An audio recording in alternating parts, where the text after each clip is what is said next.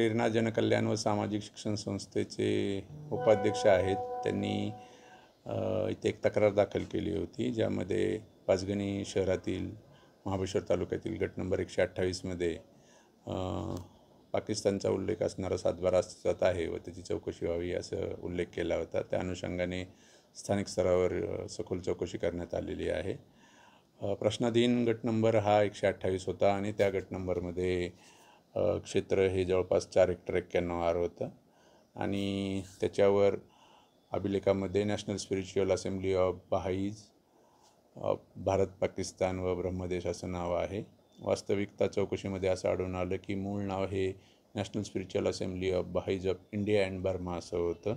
सदर संस्था ही 1860च्या संस्था नोंदणी अधिनियमानुसार नोंदवली होती. 1948 नंतर सदर संस्थेचं नाव बदलून national spiritual assembly of Bahais India Pakistan and Burma असं करण्यात आलं होतं. सदर संस्थेने सदरची मिळकत 1953 सालामध्ये खरेदी केलेली आहे आणि 1959 सदर संस्थेचं नाव बदलून हे national spiritual assembly of Bahais of India असं झालेलं आहे. संस्थेच्या उर्वरित मिळकतींवर त्याप्रमाणे नोंदी घेण्यात आलेल्या आहेत.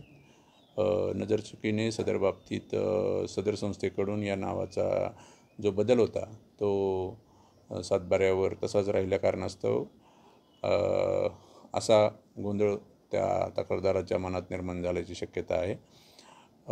संस्थेचं नाव यापूर्वीच बदलून national spiritual assembly of Bahais of India असं आहे आणि त्यानुसार संबंधित संस्थेला कळवून त्याप्रमाणे महाराष्ट्र महसूल अधिनियमाच्या तरतुदीन्वये त्यामध्ये आवश्यक ते बदल करण्यात येतील.